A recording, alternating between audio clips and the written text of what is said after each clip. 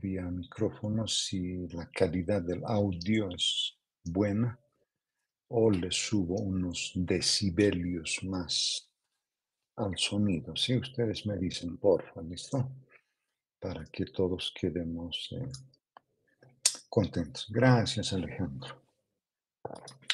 No recuerdo, creo que recuerdo que habíamos quedado por acá, ¿verdad? Creo que era así eh,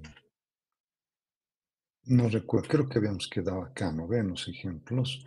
Pero no estaría de más repetir, bueno, refrescar un poco la memoria, especialmente acá, ¿no? Cuando tenemos múltiples cargas eléctricas, ¿no? No tenemos una sola, ¿no? Porque hasta ahora hemos visto que puede ser una carga positiva y las deducciones que se hacen es a partir de una carga. Pero pues en la vida real no hay una carga, no tenemos una distribución de cargas y esta que observamos es una distribución discreta, ¿no? No es tampoco una distribución continua de cargas, ¿no? Es una distribución discreta, pero eh, para fines de ilustración sirve, porque al final la parte continua es una extensión de estas, ¿no?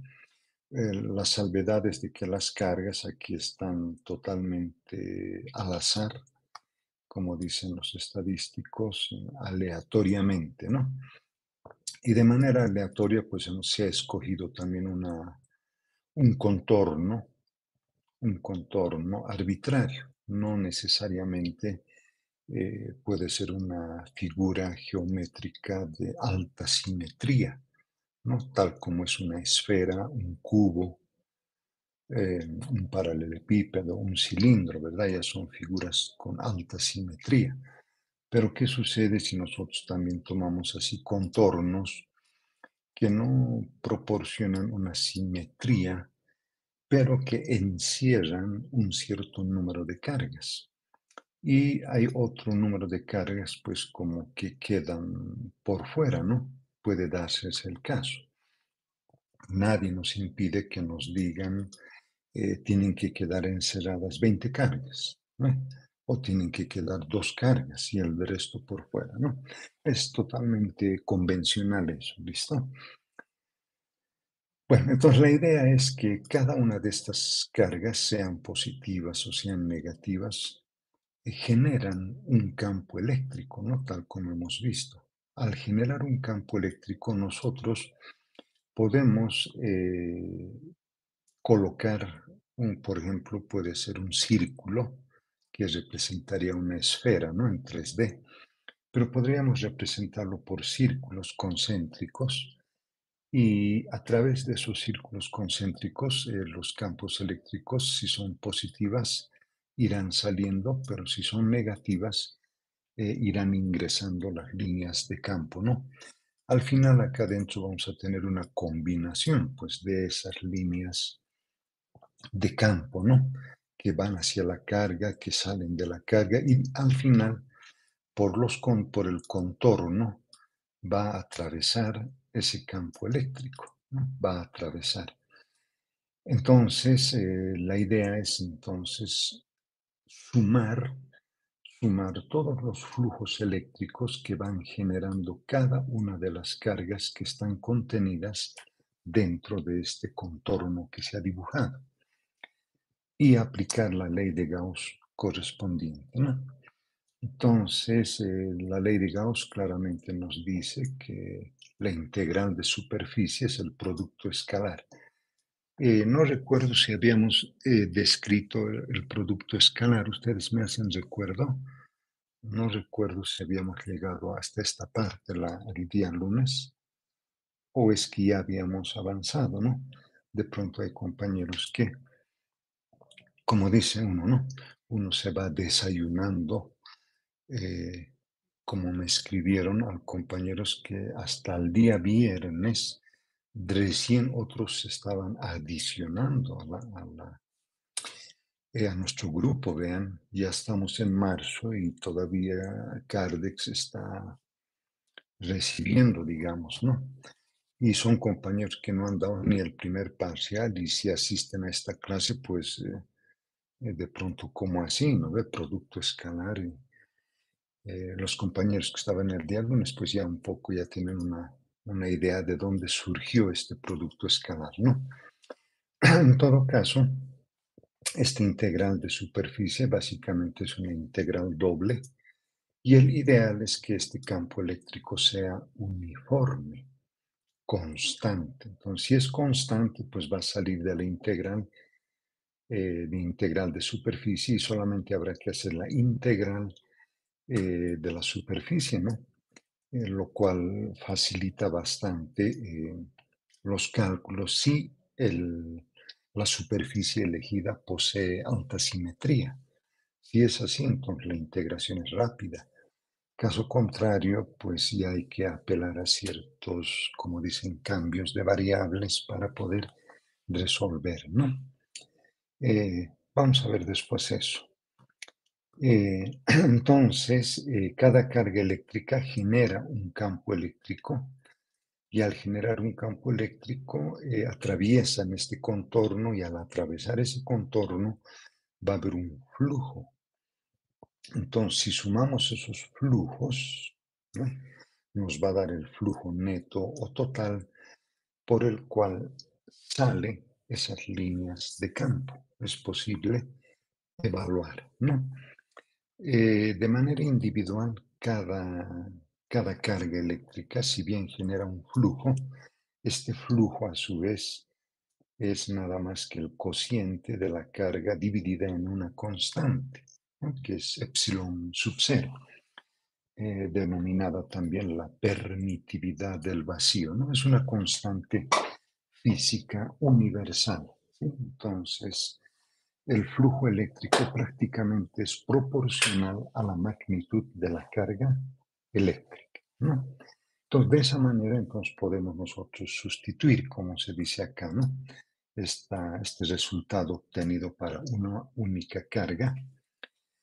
Entonces, haciendo algunos cálculos algebraicos, al final vamos a tener que sumar todas las cargas que están dentro de ese contorno. Y eso nos va a dar la carga neta que está dentro de este contorno que se ubicó acá, ¿no? En este contorno. Y las que están por fuera, pues quedaron por fuera, ¿no? No contribuyen, digamos, al flujo eléctrico. Entonces, resumiendo, entonces el flujo eléctrico en una distribución discreta de cargas, eligiendo un contorno arbitrario por el cual emerge una cierta cantidad de flujo eléctrico, sigue siendo la integral de superficie de este producto escalar. Y el resultado es que es la carga neta que está dentro de ese contorno que se ha elegido. Entonces, este resultado es muy semejante al que fuese una sola carga, ¿no? La carga Q dividida entre epsilon, ¿sí? Entonces, este es un resultado importante que después se lo vuelve a utilizar, ¿sí? Por eso un poco la insistencia en esto, ¿no? Bueno, acá es un ejemplo de cómo hacer uso de la ley de Gauss sin hacer cálculos de integrales, ¿no? Esta es una caja triangular cerrada, dice, es una caja cerrada. Las dimensiones 10 centímetros de alto por 30 centímetros de ancho y entre el cateto opuesto y la hipotenusa pues 60 grados, ¿no? Los campos eléctricos, ahí vemos, están atravesando la superficie inclinada, ¿no? Pero obviamente quiere decir que, que estos campos han sido originados en algún lugar, ¿no?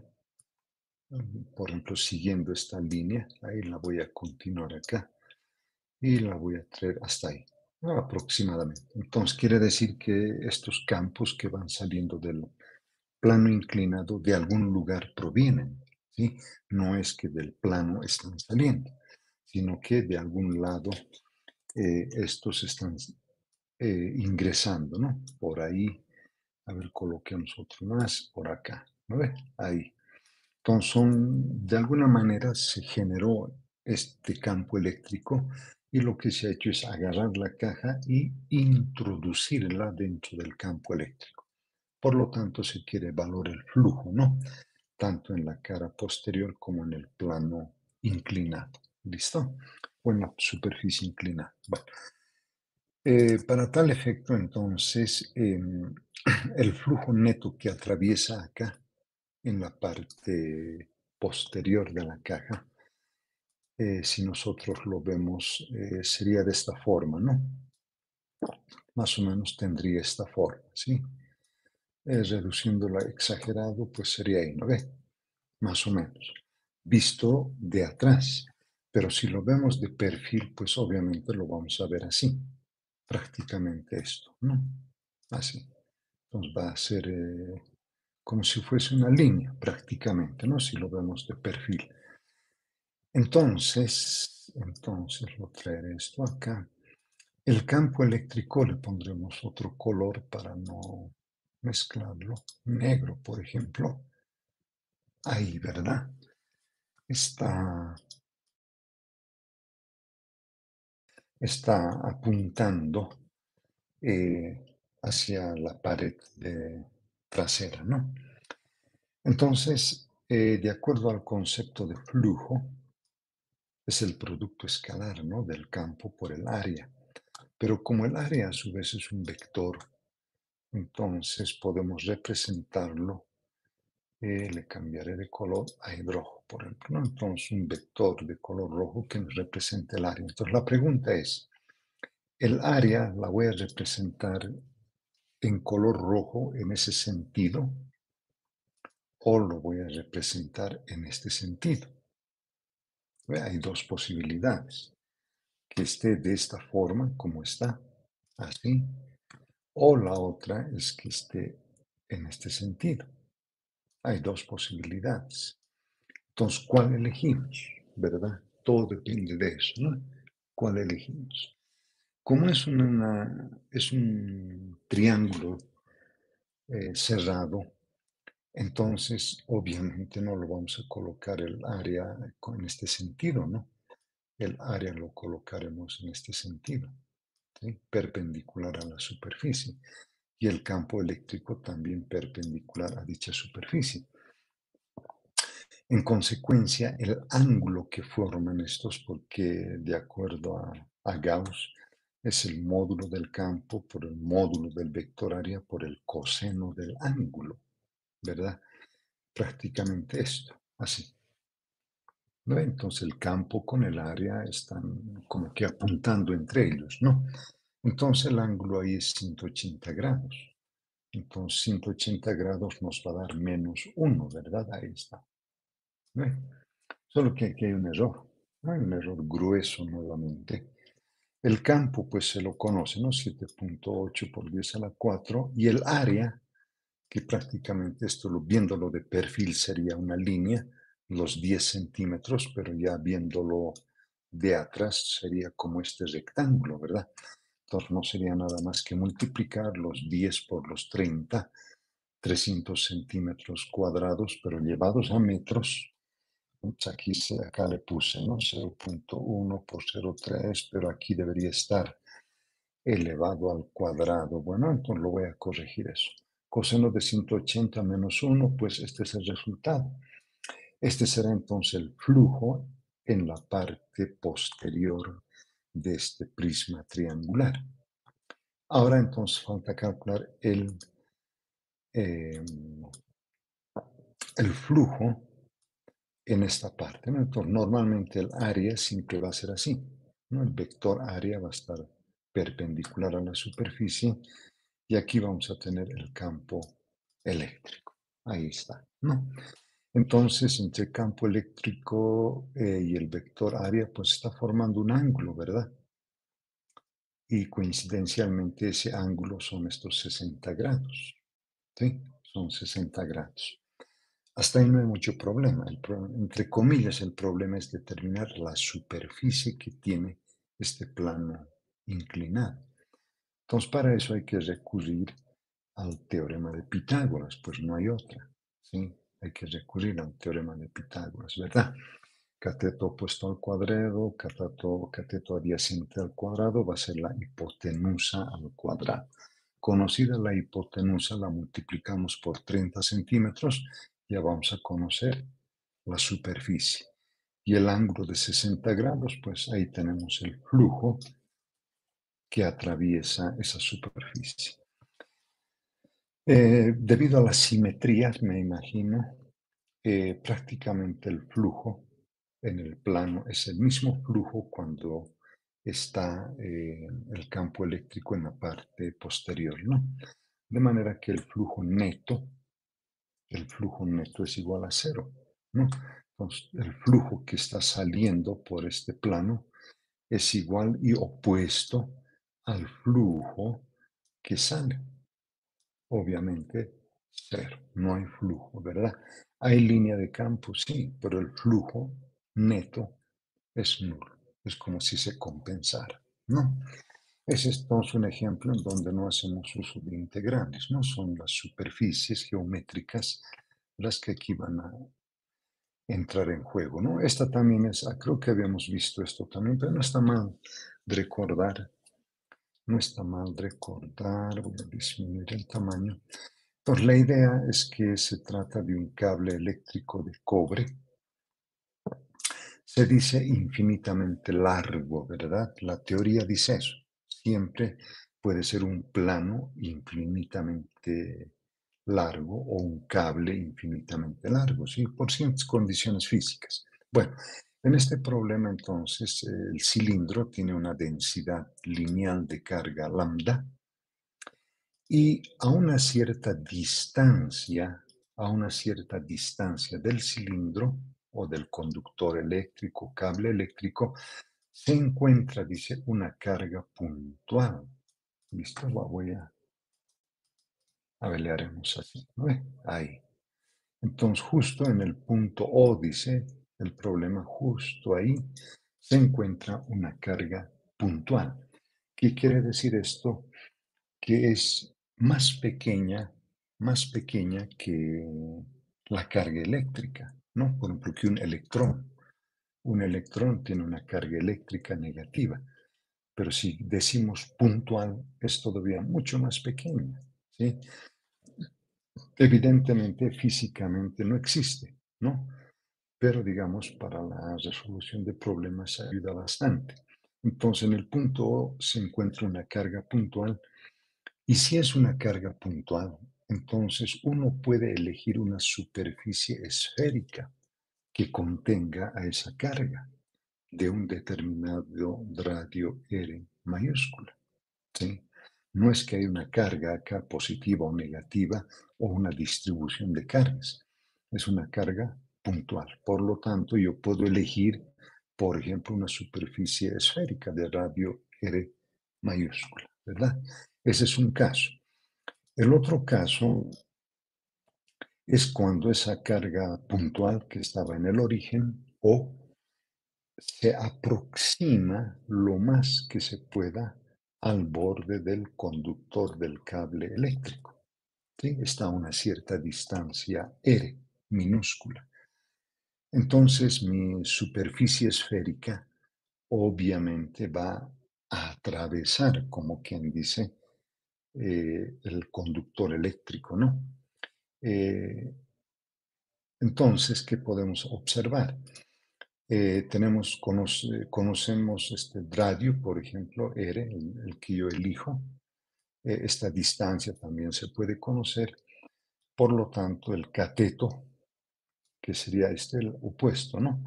Por el teorema de Pitágoras, entonces valdría esto, ¿sí? Tanto hacia arriba, como es simétrico, entonces abajo también vale lo mismo, ¿verdad? Entonces, con estas ideas, inmediatamente es aplicarle, digamos, pues, por ejemplo, en el primer caso, este es cuando R es más pequeño, ¿no? Entonces, la definición siempre, ¿verdad? La integral de superficie del producto escalar.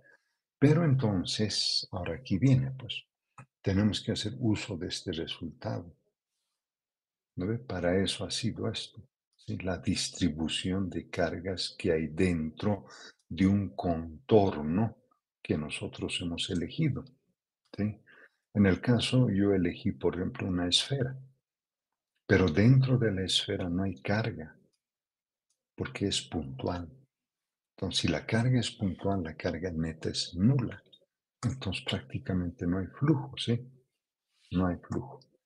Pero cuando ya, entre comillas, la carga puntual se aproxima hacia el cilindro o al cable eléctrico y lo penetra, entra, entonces ya cambia un poco la figura, ¿no? Sigue siendo la misma definición, eso no va a cambiar, solamente que acá dice la carga neta. Pero entonces, si es un cable eléctrico, la distribución no es discreta, ¿verdad? La distribución es continua, ¿sí? Entonces, la carga neta va a ser igual a ¿qué? Como tiene acá una densidad lineal de carga lambda, porque eso dice, ¿no? Hay una densidad lineal por unidad de carga lambda. Entonces, acá lo escribiré, listo, por si acaso por ahí quede dudas. Esto ponemos esto. Bueno, entonces aquí voy a poner lambda, que es la distribución lineal de carga, listo. Aquí está, ahí está, ¿no es lambda? Entonces lambda dice, ¿les recuerdan? Hace un par de semanas, creo, les había mostrado, o a inicios del curso les había mostrado hay tres tipos de distribución, ¿no? Esta es la primera distribución continua, la densidad lineal, que es la carga por unidad de longitud, ¿verdad? Pero también teníamos la distribución de carga superficial, que le habíamos llamado sigma, que era la carga por unidad de área. Y en algunos casos puede aparecer la densidad volumétrica, ¿no? Que sería la carga por unidad de volumen. Bueno, en este caso, como es el lineal, entonces, básicamente, esta carga Q minúscula que yo he puesto correspondería a esta Q neta que hay dentro del cable eléctrico. Entonces, este lambda que está dividiendo vendrá aquí a multiplicar. Ups, y acá. ¿No? Entonces, ahí está. ¿No? Prácticamente es lo mismo, ¿vean? Entonces, va a ser lambda veces la longitud, que es 2R la raíz cuadrada, ¿no? Ahí está. 2 porque tenemos que considerar la parte de arriba y también hay que considerar la parte inferior, entonces hay que sumar. Entonces, por eso aparece un 2 ahí. No, este de aquí está mal, sí, lo voy a quitar porque pues ahí quería bajar esta raíz al denominador. Pero, a ver, voy a ver, sí, listo. Pero entonces lo que yo quiero que vean es esto, ¿no? Que la densidad lineal multiplicada por la longitud va a dar igual a la carga neta que está dentro del cable eléctrico porque la superficie está incluyendo al cable. ¿Listo? Esa es un poco la idea. Creo que hay otro ejemplo. Aquí tenéis otro. Este es un cilindro imaginario, ¿listo? No tiene existencia, vamos a decir, real, ¿listo? Es un cilindro imaginario, pero dentro de este cilindro imaginario hay una carga, ¿sí? Hay una carga y obviamente esta carga va a generar líneas de campo eléctrico, ¿no? En otras palabras, flujo, como dice acá, ¿no? 8.6 por 10 a la 4 newton por metro cuadrado coulomb. Ese es el flujo que está generando esta carga. Entonces la pregunta es, ¿cuál es la magnitud de dicha carga, no? ¿Cuál es la magnitud de dicha carga? Entonces siempre tenemos que apelar a la ley de Gauss, pues no hay otra, ¿sí? Y la ley de Gauss que dice va a ser la carga neta que está dentro de esta superficie dividida epsilon. ¿Vale? Entonces de ahí hay que despejar la carga neta, que sería el flujo por epsilon. Se conoce el flujo, se conoce la constante. Al final tenemos aproximadamente 761 nanocoulombios. Esa sería la magnitud de la carga que estaría encerrada en ese cilindro imaginario, ¿verdad? Eh, Ahí dice cuál es su comentario acerca de la carga dentro del cilindro, dice, ¿verdad? Entonces, acá que estamos viendo, las líneas de campo están saliendo. Por lo tanto, inmediatamente uno dice, ah, pues es una carga neta positiva, ¿verdad? Las líneas de campo de estas siempre van a estar así, ¿no? Por ejemplo, bueno, ahí. Listo. Ah, creo que hay aquí otro ejemplo más. Ah, sí, que otro ejemplo también. Esto es una superficie gaussiana, ¿no? Entonces, nuevamente es una, como dice acá, ¿no? Es bueno, placa, es una placa infinita. Ahí, ¿no? Es una placa infinita, como les había comentado, al igual que el cilindro, ¿no? El cilindro se dice, o el cable eléctrico es infinito, ¿no? Acá tenemos una placa infinita, la cual está cargada positivamente, ¿no? También puede estar cargada negativamente, no hay problema. El ejemplo sería que, por ejemplo, uno vaya y se compre esta lámina de cobre, ¿sí? En la calle México, Colombia, pasando la calle México, yendo hacia la Murillo, ¿verdad? En plena esquina hay como una ferretería y ahí venden estas placas, ¿sí? Entonces uno va y le dice, quiero que me venda una placa o una lámina, ¿no? Una lámina de cobre de tanto de ancho por tanto de largo. Entonces uno se compra, ¿ve? Y la podemos cargar positivamente, ¿no? Ese sería un ejemplo, ¿listo? Entonces acá la superficie gaussiana no necesariamente puede ser un cilindro, ¿verdad? Podría haber escogido un cubo, podría haber escogido una esfera, podría haber escogido, por ejemplo, un cono truncado, o sea, la figura geométrica que se me venga a la cabeza, pero que tenga buena simetría, ¿no? Más, por ejemplo, un cono truncado, si bien es simétrico, pero hay varias variables, por ejemplo, la base inferior, la base superior y los planos hay que considerarlos, ¿no?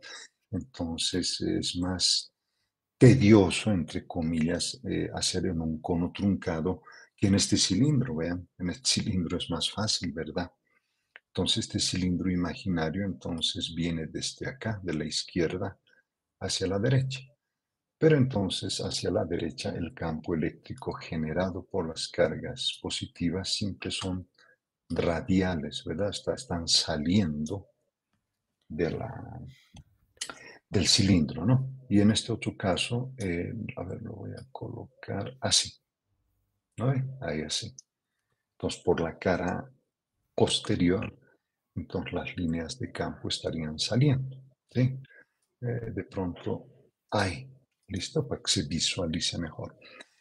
Entonces, la base del cilindro está representada por un vector y resulta que ese vector por el campo están formando un ángulo de 0 grados, ¿verdad? 0 grados. Entonces, coseno de 0 vale 1. Por eso es que el flujo en una de las caras vale el campo eléctrico por la superficie o el área de esta placa. ¿Ve? Eso sería hacia la derecha. Hacia la izquierda también sucede lo mismo, ¿no ve? Entonces hay que sumar. Entonces al final tendríamos el flujo neto 2 veces el campo por el área. ¿Listo? Entonces el área, vean acá, esta área, si no conocemos el área, por lo menos podríamos conocer la densidad superficial, ¿verdad? Según la ley de Coulomb, entonces, el flujo eléctrico va a ser nada más que la carga que está contenida en esta superficie. ¿Sí? Por eso se dice Q interno. Pero esa carga no es nada más que la densidad superficial por el área. Listo, ¿verdad? Y de ahí conocemos el campo. Es el campo eléctrico en el plano, en esta placa plana infinita cargada positivamente, es prácticamente proporcional a la densidad superficial, ¿no? Porque dos epsilon es constante, uno dividido entre una constante sigue siendo constante.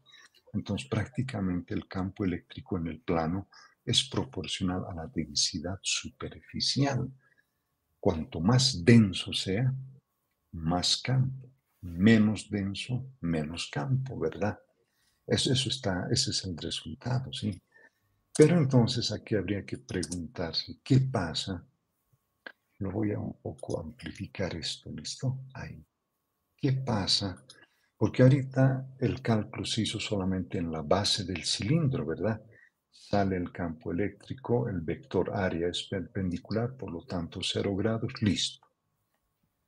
Pero resulta que este vector área también tiene que ser considerado, le pondré negro, listo, para tener la secuencia. Este, ¿no? Este puede ser considerado también aquí, ¿verdad? En la superficie, o cuidado también vayamos a pensar que el área está así, ¿no ve?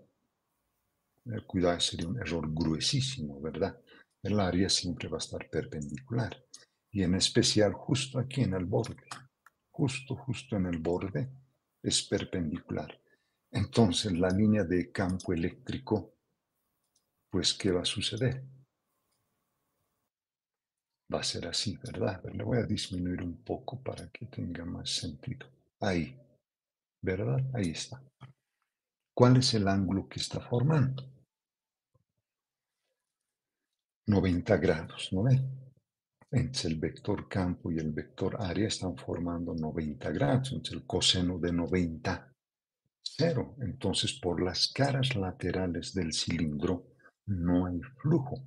Por mucho que esto yo lo invierta y lo traiga acá.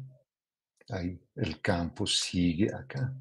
Vean, sigue siendo 90 grados. Por lo tanto, por la superficie del cilindro este imaginario no hay flujo.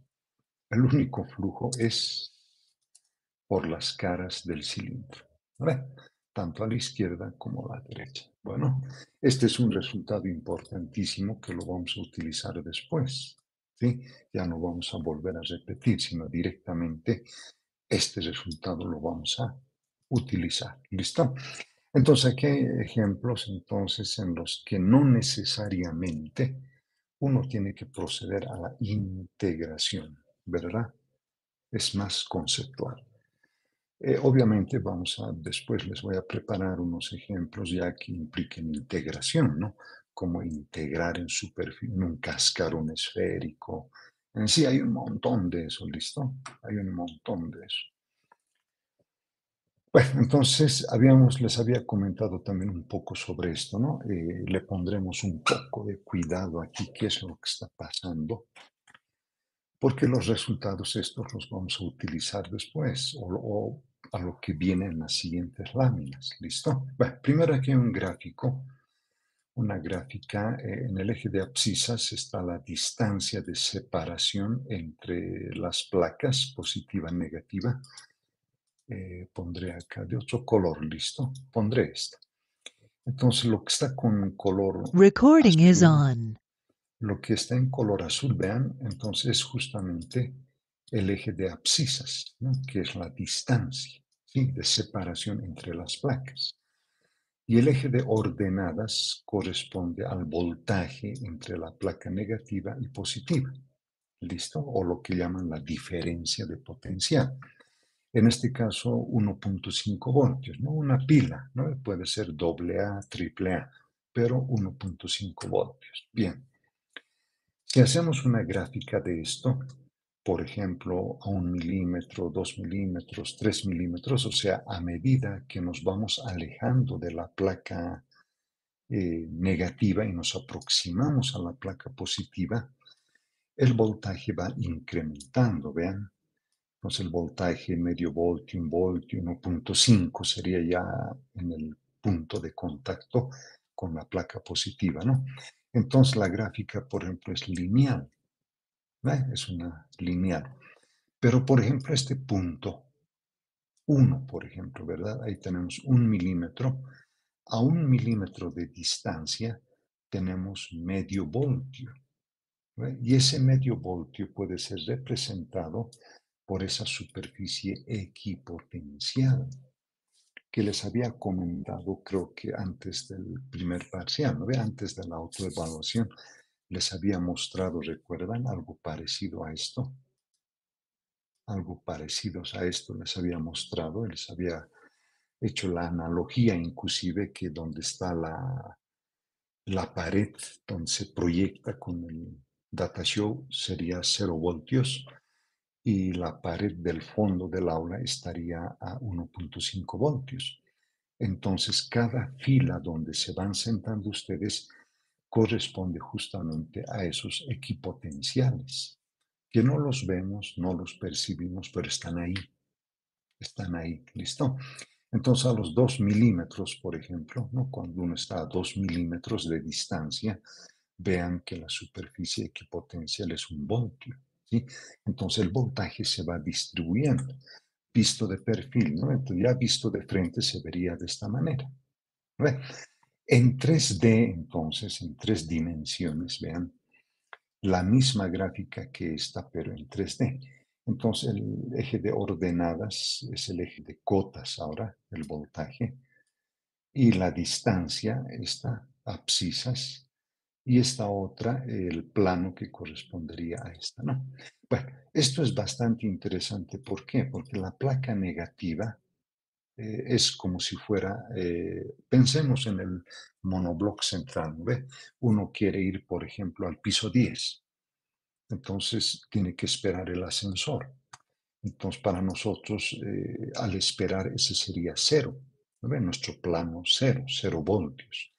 En el momento en que entramos al elevador o al ascensor, presionamos la tecla 10 y nos lleva hasta el piso 10, ¿verdad?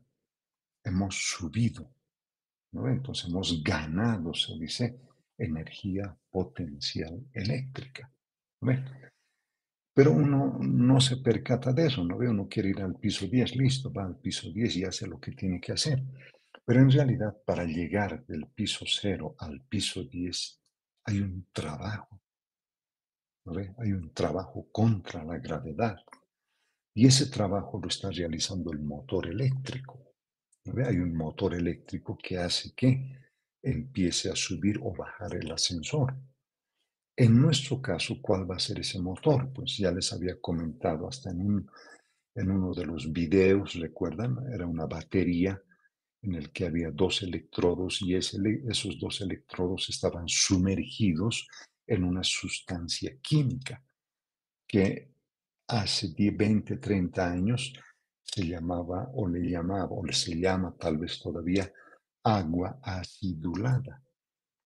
Entonces los electricistas, cuando uno iba a hacer ver la batería, entonces destapaban había como unas tapas ahí en la parte superior y destapaban todo y ahí se podía ver el líquido.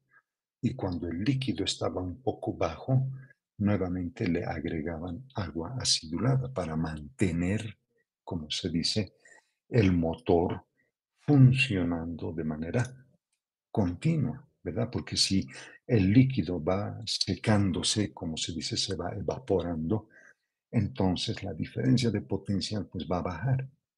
Entonces no va, si referencialmente dice 20 voltios, y si uno no hace inspección de eso, si el líquido está en su nivel óptimo, después de 1 año, 2 años o de meses, ya no da por los 20 voltios, ¿no? Puede bajar un poco. A eso va, ¿listo? Entonces, esta idea tridimensional la vamos a volver a manejar después porque vamos a usar pilas o baterías en estos condensadores, ¿sí? Entonces la analogía para resolver circuitos eléctricos va a ser bastante interesante esta tridimensional en especial. ¿Listo? Bueno, aquí está lo que les comentaba, ¿no? Entonces hay un trabajo realizado. En el caso del ascensor, pues es el motor, ¿verdad? Entonces es el motor el que tiene que hacer el trabajo para llevar eh, a los, a los estudiantes del piso 0, digamos, hasta el piso 10, ¿no? O sea, tiene que subir una altura, ¿ves? Hay una distancia que hay que subir y esa distancia va en contra de la gravedad, ¿no? Entonces, habíamos dicho, vamos ganando, si se quiere, altura, ¿no ve? Del piso 0 al 10 ganamos altura, pero la diferencia de la energía potencial eléctrica, yo creo que aquí está, bueno, aquí le estoy llamando delta V, ¿sí? Va a ser la energía por unidad de carga, ¿no? O sea, ¿cuál es la energía potencial eléctrica por unidad de carga?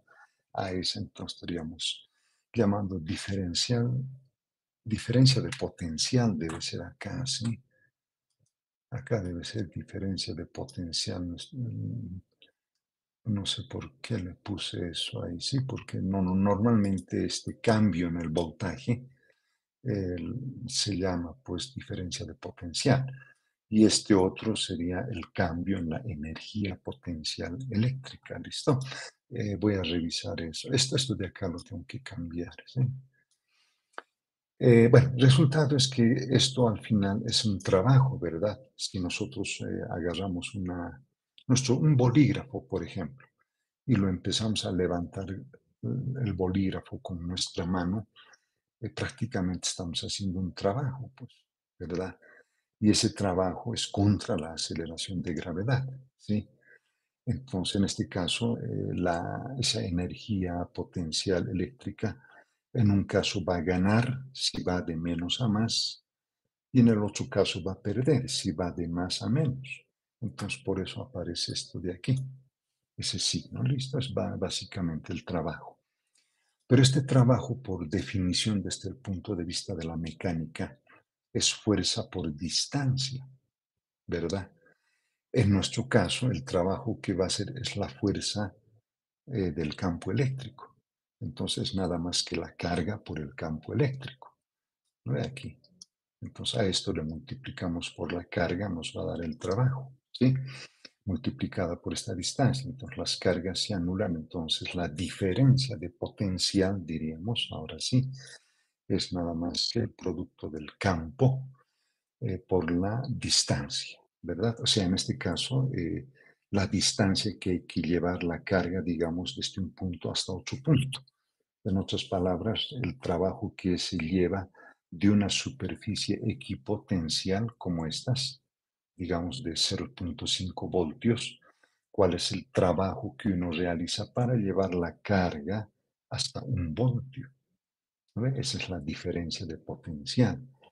Entonces, en este caso, está ganando energía, ¿verdad? Está yendo de 0,5 a 1, está ganando energía.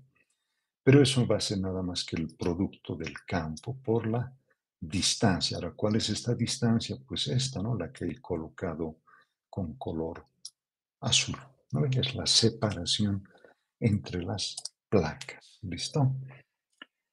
Entonces aquí ya viene el concepto nuevamente del límite, ¿no ve? Porque estas distancias, estos elementos, desde el punto de vista físico, son muy grandes. Lo que nosotros queremos es qué pasa cuando estos elementos se hacen muy pequeños. ¿Listo? Claro, un matemático va a decir tiende a cero, pero para la física es cuando ese elemento de superficie es infinitamente pequeño. ¿Qué pasa ahí? Cuando es muy, muy pequeño.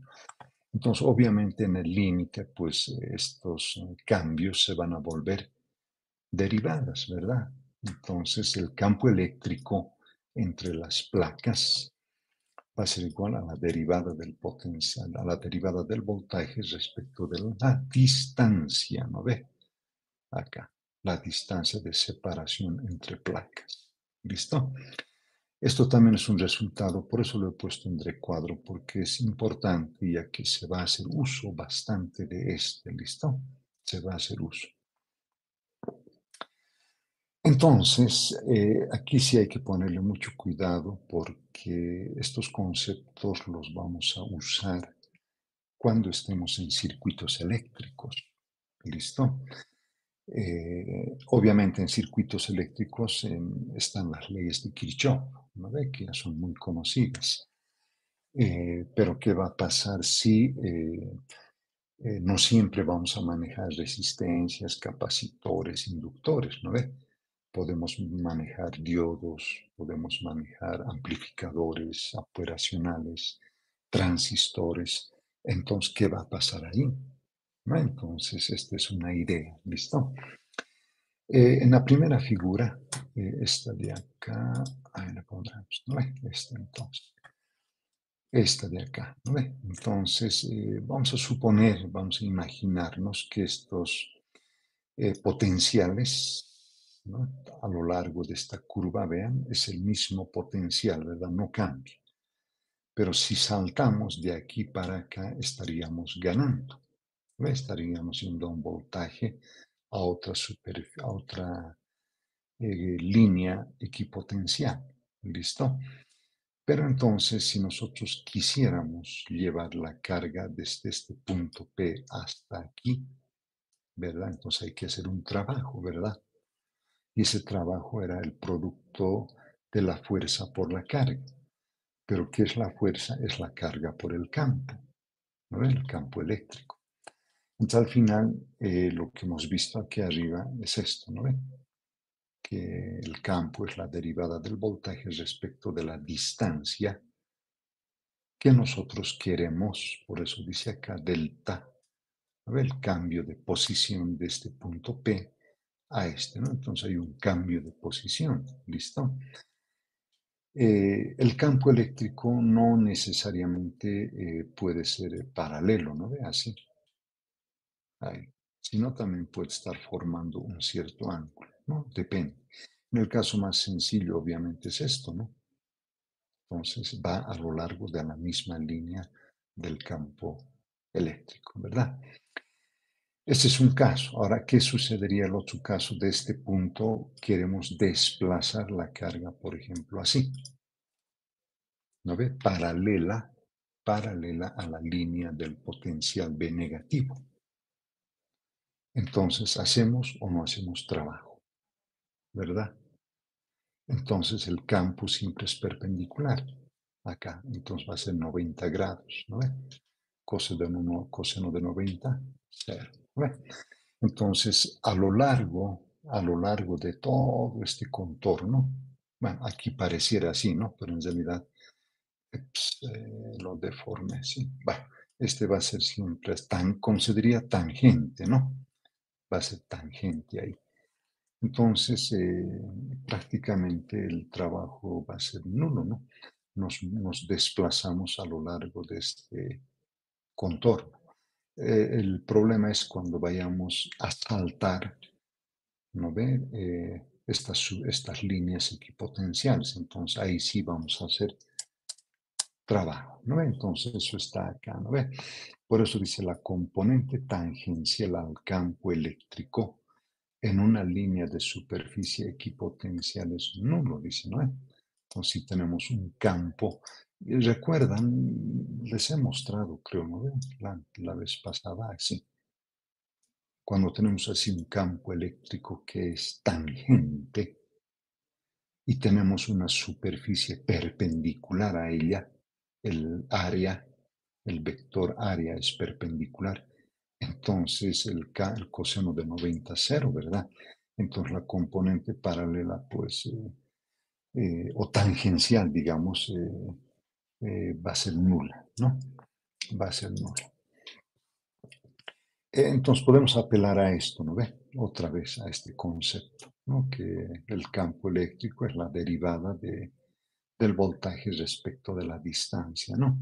Ahora, si los desplazamientos estos de un voltaje al otro voltaje son pequeños, por ejemplo, esto, ¿no? De 0,5 a 1 voltio. Bueno, hay medio voltio ahí, ¿verdad? Pero, ¿qué pasaría si hacemos de 0,5 a 0,6? Entonces, la diferencia es pequeña, no es grande. Entonces, ahí, por eso esto se hace así, ¿no? Dice, eso lo podemos aproximar, por eso dice, al cambio en la diferencia de potencial entre el negativo y el positivo, ¿no? Siempre y cuando la distancia de separación de estas sea lo suficientemente pequeña, ¿sí? No sea, digamos, 5 voltios y 30 voltios, ¿sí? Tienen que ser pequeños cambios, ¿no? Entonces, este cambio de potencial siempre se define el positivo menos el negativo, ¿verdad? Ahí. Este S2 no recuerdo. Este S2 está haciendo alusión a esto, ¿no? A que va del punto P hacia el voltaje, hacia la línea del voltaje positivo, ¿listo? Tridimensionalmente, pues van a ser superficies equipotenciales, pero así de manera bidimensional van a ser como círculos equipotenciales, ¿listo? En la imagen de la derecha está quizás mucho más claro, ¿no? Porque, por ejemplo, ya el vector campo eléctrico ya es perpendicular a las líneas equipotenciales o superficies equipotenciales. Y si nosotros queremos cambiar de un potencial hacia el otro, hay que hacer un trabajo, ¿verdad? Hay que hacer un trabajo. Y eso, el campo eléctrico, entonces, es el que prácticamente va a hacer ese trabajo, ¿no? Si queremos ir del B negativo al positivo o viceversa, ¿no? Hay que hacer un trabajo. Esta idea, les había comentado así muy ligeramente, va a ser importante porque la vamos a usar en la ley de Kirchhoff. Entonces, en la ley de Kirchhoff viene la ley de mallas. Entonces, las diferencias de potencial, la suma de las diferencias de potencial siempre debe dar cero, ¿no? Entonces, ahí vamos a ver nuevamente estas ideas, ¿listo? Por eso es importante esta lámina, ¿listo? También hay que ponerle mucho cuidado a esto. ¿Por qué? Porque habíamos indicado que el campo eléctrico es un vector.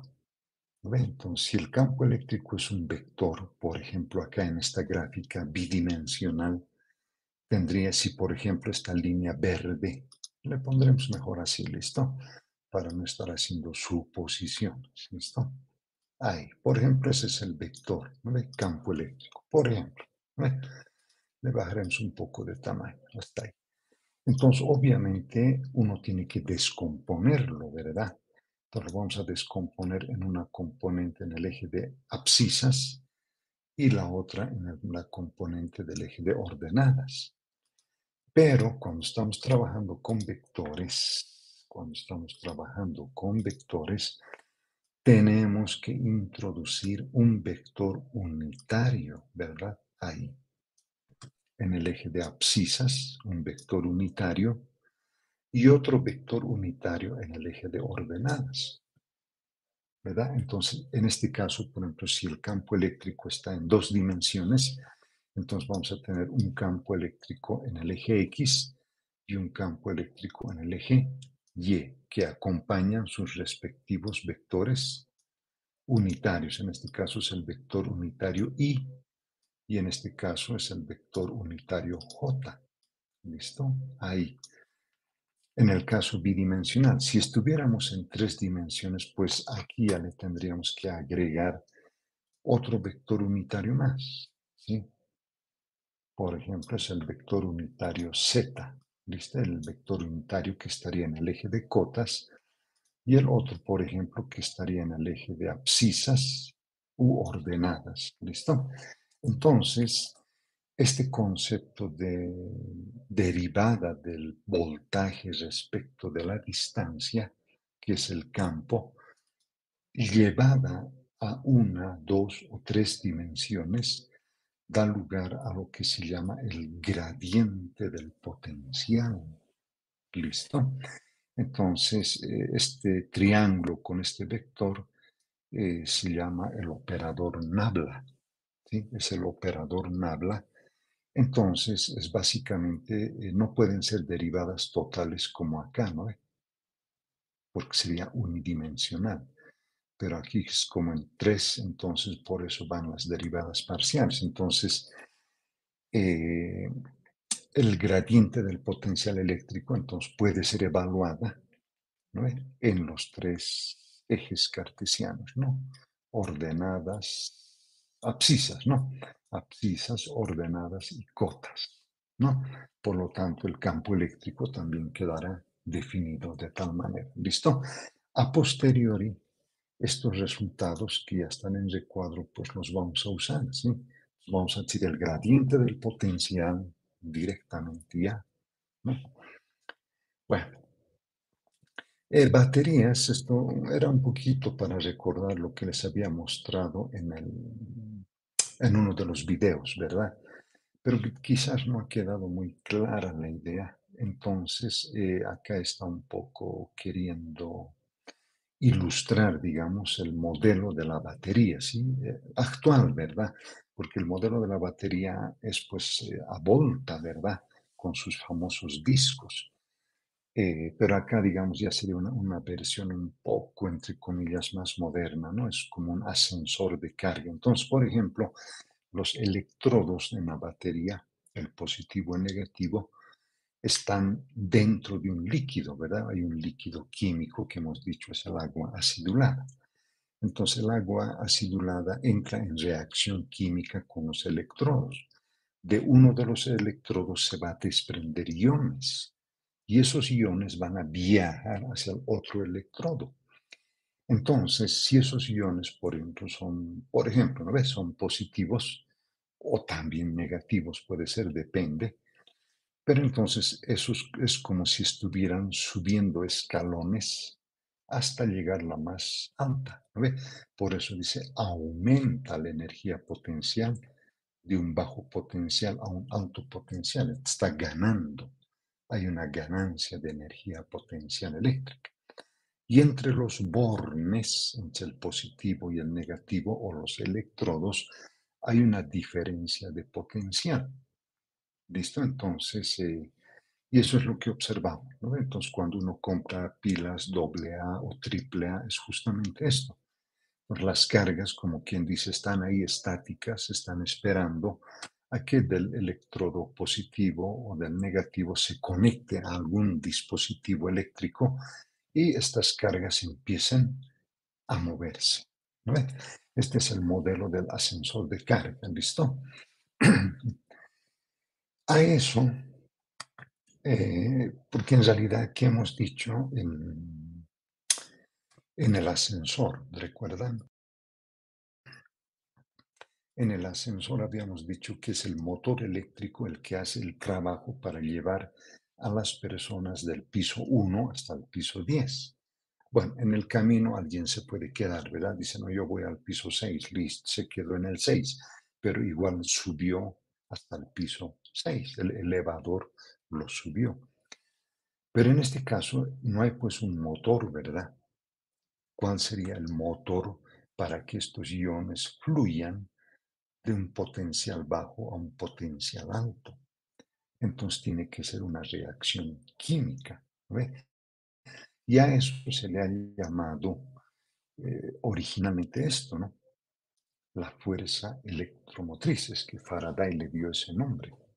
Entonces hay una fuerza electromotriz capaz de mover, decía, esas cargas que están a un bajo potencial, ahora decimos así, para llevarlas a un alto potencial, ¿no ve?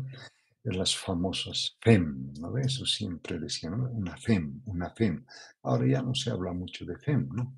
Ahora se dice baterías, ¿no? O pilas, AA, AAA.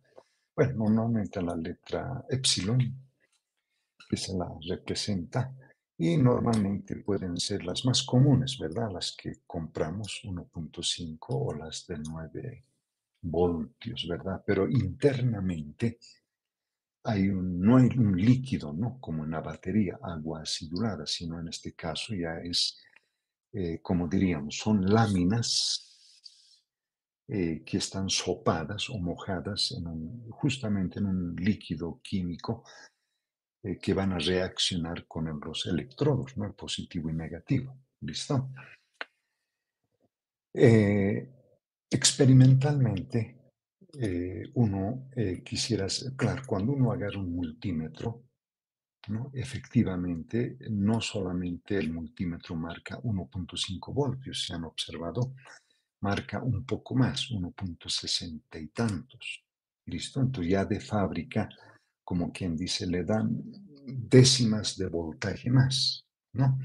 ¿Por qué? Porque como van a estar mucho tiempo sin uso, al final internamente se seca. Y al secarse, pues obviamente el voltaje, el peligro es que cuando alguien mida no va a medir 1.5, le va a dar 1.45, digamos. Entonces inmediatamente uno dice, esta pila está descargada y ahí vienen los reclamos. Entonces los fabricantes para garantizarse, entonces le suben pues un poco más, 1.61, 63. ¿Por qué? Porque en el tiempo puede hacer que baje y cuando alguien mida dice, 1.5, correcto. ¿No ve?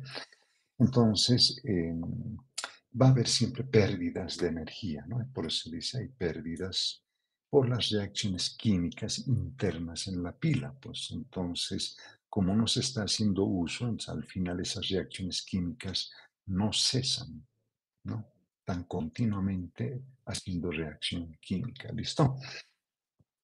Entonces, las famosas pilas, ¿verdad? Las AA, AAA, nos van a proporcionar una determinada todavía pensaríamos fuerza electromotriz. Aquí le puse EMF, sí, eso viene del inglés, ¿listo?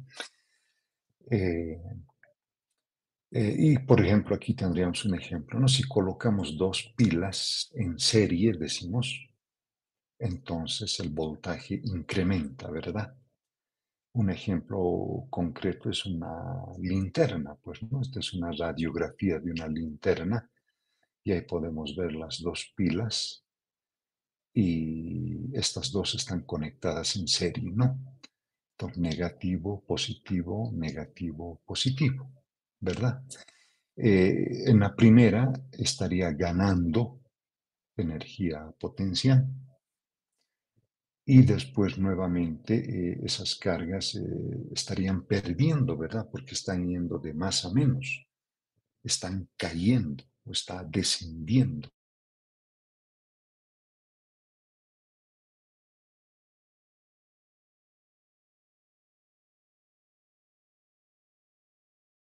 Ganar energía. Al final se va a sumar 1.5 más 1.5 voltios, 3 voltios, ¿verdad? Entonces podemos hacer esto también. No, bueno, lo que muchas veces en las calculadoras, ¿no? O ahora ya hay pues teclados inalámbricos, ¿verdad? Pero algunos teclados inalámbricos todavía funcionan con dos pilas. Y si hemos notado, siempre está en serie. Negativo, positivo. Si los colocamos en sentido contrario, pues ahí sí no hay nada, ¿no? No pasa nada. Bueno, eso ya es más de la experiencia, ¿no? De cada uno de ustedes. Ahora sí, ahora sí. Entonces vamos a entrar a la capacitancia y capacitores. ¿Listo? ¿Por qué? ¿No ve? ¿Por qué? Pues resulta que cuando estemos en circuitos eléctricos y un poco más allá, vamos a hablar de los famosos filtros. Hay que hablar de filtros de pasa baja, pasa banda, pasa alta. Esos filtros al final son condensadores pues, o capacitores que acoplados a una resistencia, a un inductor, van a generar llamaremos una señal eléctrica y muchas veces esa señal eléctrica o hay que amplificarla o hay que disminuirla.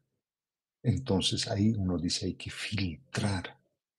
Entonces hay que hacer un filtro pasa anda, pasa alta, si va a ser grande, o pasa baja, si es pequeña, o pasa ancha, dice si va a estar entre dos voltajes. Eso vamos a ver después, ¿listo? Pero entonces por eso es importante el capacitor, pues sí, porque básicamente el capacitor acoplado a otros elementos eléctricos va a ser generador de señales eléctricas, por ejemplo, una onda electromagnética. ¿Listo? Entonces, por eso es importante. Si no fuera importante, entonces no le daríamos la importancia, ¿no? Nos dice, bueno, por definición, la capacidad de un condensador es, chin, ahí está, ¿vale? Ahí está. Pero resulta que entonces aquí está, donde está la figura de la izquierda, igual, ¿verdad? Serían dos superficies a las cuales se las ha cargado eléctricamente, ¿no? En lo posible que tengan la misma carga, se dice, ¿no ve? O sea, tiene que, como se dice, la suma de la positiva con negativa debe ser igual a cero, ¿verdad? Es neutro, ¿no? Entonces, los contornos o esas superficies que nosotros elegimos no siempre pueden ser para placas paralelas, ¿no? Puede tomar, por ejemplo, discos, ¿no? Porque todo se hace para placas paralelas. Pero ¿qué pasaría si el capacitor es un círculo, son placas circulares? Pues no es lo mismo una placa circular que una placa plana, pues, o dos cilindros, ¿no ve? Entonces es diferente. Pero lo importante es que, primero, siempre va a haber líneas de campo dirigidas de la positiva a la negativa, ¿no? Siempre van a tratar de conectarse entre sí. Y además, dice, si nosotros, por ejemplo, esta placa negativa la aproximamos a la positiva y viceversa, si la alejamos de la placa, algo se tiene que observar, ¿verdad? No tanto observar, pero por lo menos medir, ¿no? Por lo menos los Ampere, Coulomb, Faraday, Volta, el mismo Thomson, que les he mostrado algunos videos, todas estas ideas han surgido del experimento. No es que alguien vino y dijo, bueno, a ver si le aumento el potencial y si le aumento la distancia, pues obviamente la carga va a subir. ¿No ve? Ahora uno piensa así, pero en sus fases originales han tenido que estar días en el laboratorio fabricándose ellos sus baterías, haciendo estas láminas con sus manos. ¿Ve? Entonces, tiene mérito, pues han tenido que hacer mediciones cuidadosas. ¿Para qué? Para que al final decir que la carga que se almacena en una de las placas es directamente proporcional a la diferencia de potencial entre ellas. Cuanto más me acerque, más potencial. Cuanto más me aleje, menos potencial. Entonces, ¿de dónde han surgido esas ideas? Del experimento, porque han sido mediciones. ¿Ve? Y cuando se han hecho gráficas, como hemos visto al principio, directamente esta de acá, ¿no ve? Esta. Vean, esto no surgió porque así, vean, aquí están las placas, pues la negativa y la positiva. Hay una distancia de separación. Pero ¿qué pasa entonces si estas distancias se acortan o se alargan? Vean, puede ser 1 milímetro, puede ser 2 milímetros. Está aumentando la distancia. En consecuencia, ¿qué está pasando? El voltaje también está aumentando. O sea, como diríamos acá, el modelo matemático es lineal, es directamente proporcional. Por eso uno dice aquí el voltaje, voltios, es directamente proporcional a la distancia S. Vean aquí, los puedo colocar, ¿verdad? El voltaje, veré si tengo ese simbolito. No lo tengo. Hoy es un lío buscar aquí, sí. Hay un simbolito, ¿no ve? ¿Qué tal si le pongo la letra griega alfa? Se parece mucho, ¿no ve? Los que ya conocen a la letra griega alfa, la proporcionalidad, solamente que es un poco más estirada la proporcionalidad que la letra griega alfa. Aquí está, alfa. Voy a poner alfa, ¿listo? No es correcto, pero que nos dé una idea, ¿listo? La proporcionalidad es un poquito más alargada, ¿listo? Es un poquito más alargada. Pero entonces, ¿qué estamos viendo en esta gráfica? Que el voltaje es directamente proporcional a la distancia de separación entre las placas.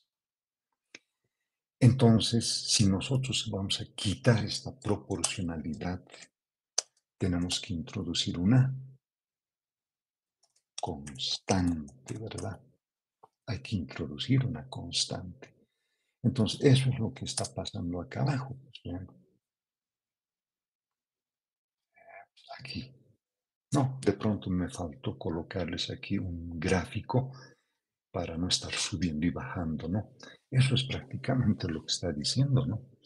A medida que me voy alejando, como que el potencial va aumentando. Y a medida que me voy acercando, el potencial disminuye. Pero la carga contenida en la placa, en un caso aumenta y en un caso como que disminuye, ¿sí?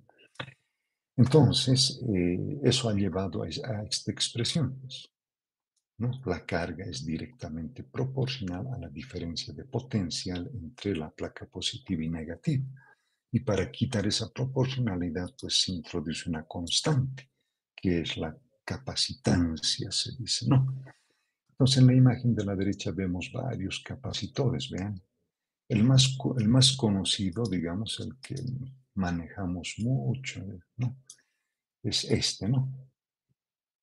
Ese es el comercial, ¿no? Ese es un cilindro negrito en el cual dice 2000 microfaradios y 25 voltios. Listo. ¿No?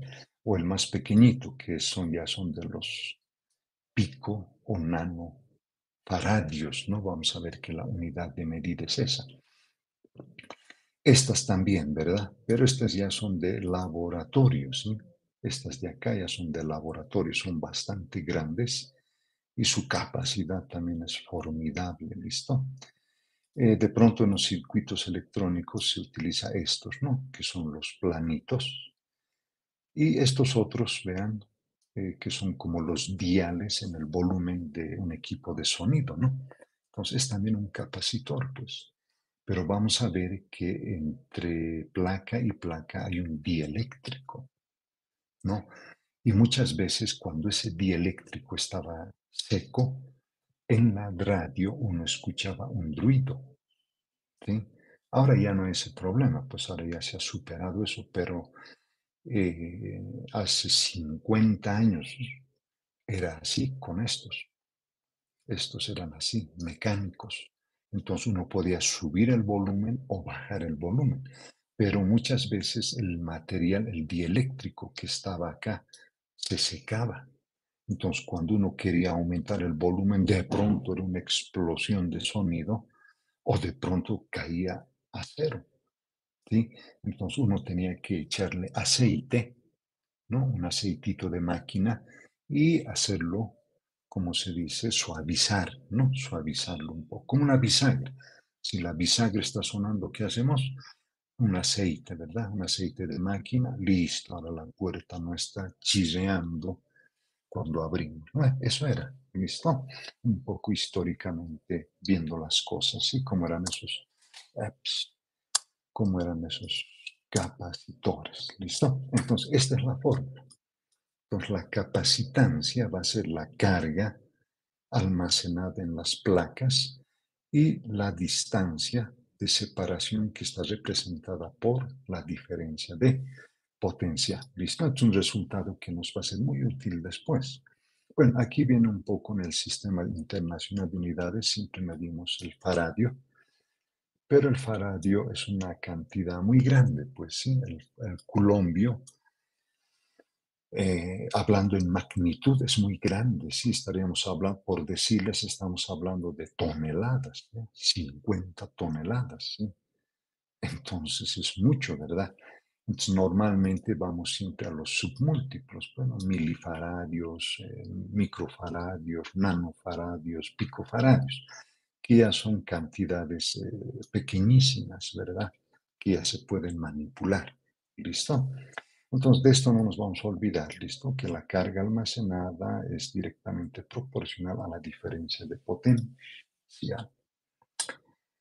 Bueno, ahora sí, ¿no ve? Ahora sí entenderemos un poco esto que está pasando, ¿no ve? Entonces, hemos visto que la pila AA o AAA tiene la reacción química interna, entonces hace que las cargas vayan de un bajo potencial, lo pondremos así, vaya de un bajo potencial a un alto potencial, ¿verdad? Entonces, los iones, entonces, como si estuvieran subiendo, ¿listo? Van ganando. Y acá tenemos dos placas, ¿no? Dos placas planas de un área determinada, ¿listo? Si nos alcanza tiempo, podemos ver, les puedo mostrar el simulador justamente de esto y podemos modificar esta distancia de separación y podemos modificar el área. Y ahí podemos ver gráficamente la intensidad del campo eléctrico, ¿sí? Todo lo que aquí sea teórico, en el simulador lo podemos ver bastante bien, ¿listo? Veremos si nos da tiempo, ¿listo? Bueno, entonces, ¿qué va a suceder? Entonces, básicamente esto, ¿no? Entonces, las cargas que están a un potencial elevado, conectados por un electrodo, dice, ahora diríamos, ¿no? Por un alambre de cobre a la placa positiva y la otra placa conectada a la terminal negativa, ¿no? De entrada aquí ya nos está hablando de corriente, ¿sí? Eh, la corriente fluye entonces del positivo hacia el negativo, ¿listo? Pero vamos a ver en más detalle eso después. Pero resulta que entonces cuando llegan estas cargas a esta placa, entonces se van distribuyendo, ¿verdad? Se van distribuyendo. Y por inducción, estas se van cargando negativamente. ¿Listo? No es que las cargas agarran de acá y se vienen para acá, ¿ve? Sino que esta se carga y a medida que se va cargando va induciendo a esta también en la misma magnitud, porque eso hemos visto acá, ¿verdad? En este gráfico de acá. Eso, están separadas una distancia, van a crear una diferencia de potencial, ¿sí? De manera que la carga neta, cuando sea máxima, va a ser nula, ¿sí? Entonces, acá pasa algo, en el simulador también se puede ver eso, ¿sí? Entonces, esto se va cargando positiva y esta va induciéndose negativa. Al final, entre placas hay un campo eléctrico. ¿Listo?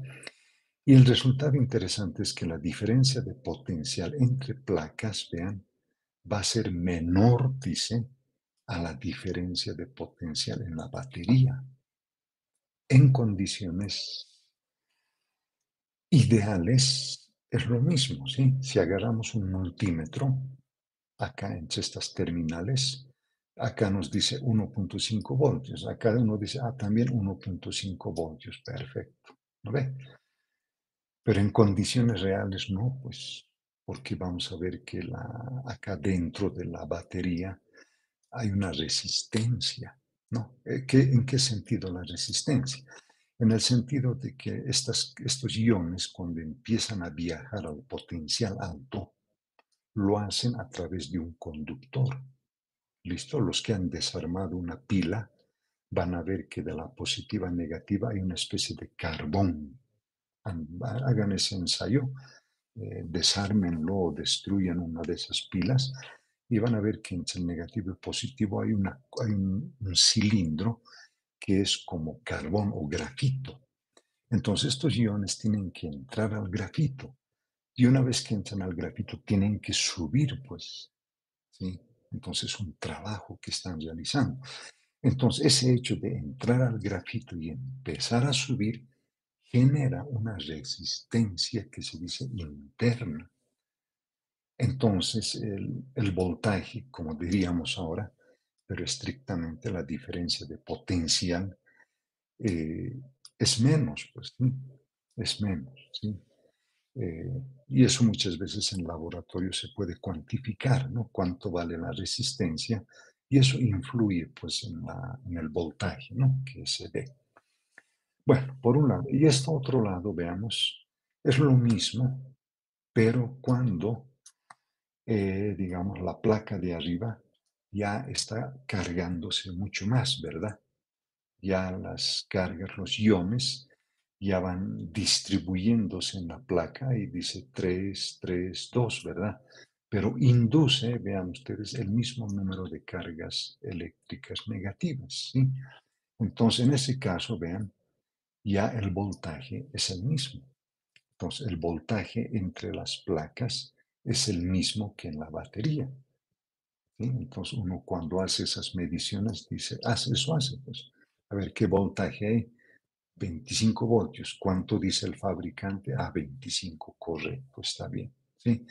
Pero mientras haya este proceso lento, entonces el potencial acá siempre va a ser menor que este.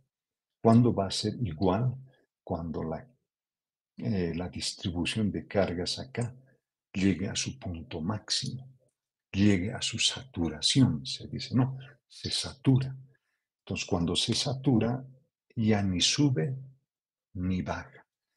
Más bien el peligro es que cuando se sobresature la placa positiva, va a inducir a una sobresaturación en la placa negativa y ahí es donde técnicamente se dice se perfora el capacitor. ¿Qué quiere decir esto? Que se produce una descarga eléctrica interna. Y muchos de pronto han hecho ese experimento. Hagan eso, a ver, cómprense un condensador comercial que diga, por ejemplo, 15 voltios. Lo conectan con dos alambres y con una fuente de continua le ponen 50 voltios. Van a ver que el capacitor, como una pipoca, se va a abrir. ¿Listo? A ver si alguna vez han hecho eso. Hagan esa experiencia. Si explota, claro, no explota así una cosa grande, ¿no? Pero como una pipoca se abre. ¿Por qué? Porque internamente hay una descarga eléctrica tremenda. No soporta el capacitor. Entonces, técnicamente eso dicen se perforó. El capacitor no sirve, ¿no? Entonces hay que tener cuidado en el manejo por eso del capacitor. Muchos agarran, lo conectan y lo dejan, pero internamente ya se está cargando el capacitor, ¿sí? Entonces para descargar al capacitor hay que cortocircuitar y al cortocircuitar los que han hecho eso han debido observar que se produce una pequeña descarga eléctrica. Uno puede ver, es una descarga media de color azul. ¿Listo? Entonces, estos capacitores, como ya muchos sabemos, pueden tener combinaciones, pues no podemos hacer las combinaciones clásicas, ¿verdad? Que estén en paralelo, ¿verdad? Estas de acá, ¿no? De capacitores en paralelo o capacitores que estén en serie, pero sí o sí tienen que estar unidas a una fuente de voltaje, ¿verdad? Porque si no hay eso, pues de nada sirve que las unamos, ¿verdad? De nada sirve. Entonces, el potencial más alto obviamente va a ir a en los capacitores comerciales han debido ver que hay una contramarca negativa, unos rectángulos en el capacitor, entonces eso está indicando el negativo. Y la pata más larga, el alambre más largo en ese capacitor comercial es más largo. Entonces, por eso uno se da cuenta, ah, ese es el positivo y la pata más corta es el negativo. Entonces, el potencial más alto, pues lo vamos a conectar siempre al positivo del capacitor y el potencial más bajo lo vamos a conectar a la pata más corta del capacitor, ¿no? Entonces, aquí tenemos tres capacitores, acá tres, pero aquí están en serie, ¿verdad? Están uno a continuación del otro. Bueno, ¿qué conclusiones se pueden sacar, verdad, de esto? ¿Qué conclusiones se pueden sacar? Estas, por ejemplo. ¿No? Aquí gráficamente, entonces acá tenemos, por ejemplo, dos capacitores, ¿no ve? O dos condensadores en paralelo. Cada capacitor por separado va a almacenar una determinada carga, Q sub 1. Este también va a almacenar una carga Q sub 2. Entonces, si sumamos, como se dice, las capacitancias adquiridas por cada capacitor, van a dar lugar a una capacitancia equivalente, se dice, ¿no? Donde las cargas se suman. Pues hay que sumar la carga que se almacena en este capacitor más la carga en este otro, va a dar la carga total, ¿no? Y si sustituimos la fórmula de arriba que hemos visto, que era la capacitancia por la diferencia de potencial, esta de acá, bueno, esta no es, esta de acá. Entonces vamos a poder calcular cuánto vale la capacitancia equivalente en paralelo.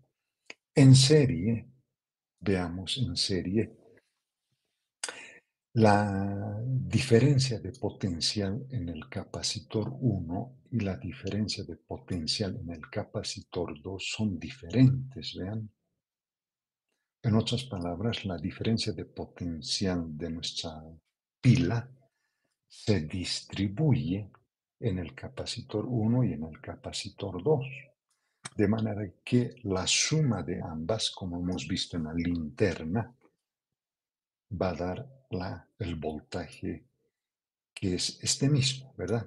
El voltaje de esta fuente electromotriz, diremos, va a ser la misma acá, ¿no? Entonces tenemos que sumar el voltaje en el capacitor 1 más el voltaje en el capacitor serie y nos va a dar la capacitancia equivalente, ¿listo? Eso es, digamos, paralelos y serie. Ahora se pueden combinar, pues podemos combinar series, paralelos, series, lo que llaman los famosos mixtos, ¿no? Pero hay que dos conclusiones podemos llegar, ¿listo? Y esto es importante, ¿no? Dice aquí, los capacitores en paralelo tienen todos la misma diferencia de potencial. Los capacitores en serie tienen todos la misma cantidad de carga. Eso es importantísimo. Segundo, la capacitancia, dice, equivalente de una combinación en paralelo de capacitores es mayor que cualquier capacitor individual del grupo, mientras que la capacitancia equivalente de una combinación serie es menor que cualquier capacitor individual del grupo. Ahí eso nos está diciendo esto, que en un caso va a ser mayor y en el otro caso va a ser menor. ¿Listo? Eso es como una guía, ¿no? Es como una guía. Ya para resolver problemas, entonces uno ya se basa en estas ideas, ¿sí? Con base en esto ya puede hacer, ¿no? Entonces, continuaremos, pues, ¿no? Porque es importante esto, ¿no? Entonces, ya habíamos visto, bueno, en los anteriores, entonces, ahí hemos visto, por ejemplo, una distribución de cargas acá, ¿no ve? Pues, acá, ¿no ve? Entonces, como estos escalones, hay una distribución de cargas, ¿no? Hay una distribución de cargas. Pero, nosotros en la vida real no tenemos pues así carga, ¿sí? Son infinitésimas cargas, digamos así, las que están fluyendo desde el potencial más bajo al potencial más alto, ¿sí? Entonces, en el momento en que se hace la conexión, obviamente hay una diferencia de potencial y va ganando potencial, lo va cargando la placa positivamente y por inducción va a cargar la misma cantidad de cargas negativas. Entonces va a haber una especie de equilibrio, ¿listo? Va a haber una especie de equilibrio. Entonces, todo esto no es duradero en el tiempo. ¿Qué quiero decir con eso? En el momento en que uno hace este tipo de conexiones, no es que las cargas tarden un cierto tiempo en moverse por el alambre hasta que llega al punto de unión, ¿sí? Es que es casi instantáneo, eso está diciendo, por eso dice ahí, instantáneo. ¿Ve? Porque como este es un alambre de cobre, generalmente, ¿verdad? Es un alambre de cobre y el alambre de cobre tiene una distribución continua de cargas. Entonces, ¿cómo va a ser posible que una de esas cargas empiece a moverse por el alambre y llegue a la placa y se distribuya? ¿Ve? Vamos a ver después que el mismo alambre ejerce una resistencia, ¿sí? Por eso aparece la famosa resistividad eléctrica. El mismo alambre, dependiendo de la longitud, dependiendo de la sección, dependiendo del material del que está hecho, tiene una resistividad. Entonces las cargas eléctricas eh, se mueven prácticamente de manera instantánea acá adentro. Entonces, si el material ofrece poca resistencia, el movimiento es rápido. Pero si el material ofrece resistencia, entonces más trabajo tiene que hacer la fuerza, más trabajo tiene que hacer la pila, ¿verdad? O la batería. ¿Listo? A eso va un poco esta idea, ¿listo? Matemáticamente, bueno, es como sería pues entonces, ¿verdad? La energía potencial de esta carga infinitésima para ir subiendo hasta el potencial más alto, ahí está. ¿Ve? La energía va a ser nada más que su magnitud multiplicada por la diferencia de potencial entre los bornes, ¿no? O electrones, ¿no? Pero esta diferencia de potencial, pues al final no es nada más que la carga multiplicada por el infinitésimo de carga, ¿no? Es decir, estamos sustituyendo esta de acá, ¿no? ¿No? La diferencia de potencial es la carga por unidad de capacitancia. ¿Sí? Creo que más arriba les había dicho, vamos a volver a este resultado. Entonces le estamos escribiendo, ¿listo? Entonces, si nosotros queremos evaluar la energía neta desde el potencial bajo al potencial alto, entonces tenemos que integrar, pues no hay otra, ¿no ve? Obviamente, si lo vemos discretamente, vamos a sumar, pero en el límite vamos a tener que integrar, ¿no? Entonces, la capacitancia, como es una constante, sale de la integral, entonces vamos a ver que inicialmente la placa positiva estaba cero, ¿no? No hay carga, pero a medida que estaba cargándose, entonces va a llegar un punto Q, ¿verdad? Hasta un valor máximo. Bueno, por integrales ya sabemos cuánto vale eso, ¿no? Un medio de la carga elevado al cuadrado dividido entre c, ¿verdad? Pero si seguimos usando esta diferencia de potencial, entonces la energía potencial eléctrica en el condensador va a ser un medio de la capacitancia por la diferencia de potencial en el capacitor elevado al cuadrado. Sí. Entonces, este es un resultado pues interesantísimo. ¿Listo? ¿Por qué? Porque vean acá, esto le puse, porque es equivalente a un resorte que lo estiramos. ¿Recuerdan en mecánica? Cuando tenemos un resorte y lo estiramos una cierta distancia, hacemos un trabajo, pero ese trabajo se almacena como energía potencial elástica. Entonces el resorte está almacenando energía potencial eléctrica. Entonces el condensador se está comportando de la misma manera. Está almacenando energía, pero esa energía es debida ¿a quién? ¿A quién se debe? Al campo eléctrico. Por eso es que en el simulador que les quería mostrar, ahí se ve, las líneas de campo se intensifican y esa es la que está almacenando energía. No es las placas del condensador, que muchas veces uno piensa que es las placas la que almacena energía. No, es el campo eléctrico dentro o en medio de las placas. ¿Listo? Eso es interesante, ¿sí? Entonces, este resultado, como vemos acá, es nada más de haber aplicado, recuerdan, hemos hecho ese ejemplo arriba de una placa cargada positivamente, ¿no ve? Era dos veces, ¿no ve? Entonces, aquí estamos considerando solamente la placa, el campo eléctrico que está dirigido hacia la placa negativa, está acá, acá, voy a poner aquí. Solamente estamos considerando esto. ¿Listo?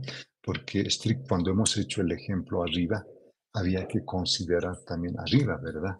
Al final la suma de esos nos daba el campo eléctrico.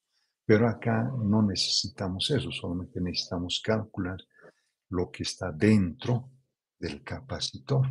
¿Listo? Lo que esté por fuera, como quien dice, poco o nada importa. Lo que está aquí dentro, sí. Esto es lo que está en color rojo, ese es el campo eléctrico, ¿sí? Entonces, este campo eléctrico es el que está almacenando energía en todo esto, ¿listo? Es como el resorte estirado, por eso dice, no, el resorte es el que almacena energía potencial eléctrica. Y en este caso es el campo eléctrico el que está almacenando energía. ¿Listo? Entonces, esta energía potencial en el condensador, bueno, haciendo algunos cálculos, vean ustedes, como es una superficie plana, habíamos visto en el resultado anterior, vean aquí, es un medio de la capacitancia, la diferencia de potencial. Pero esta diferencia de potencial aquí es igual, es nada más que el campo eléctrico por la distancia de separación de cargas, ¿verdad?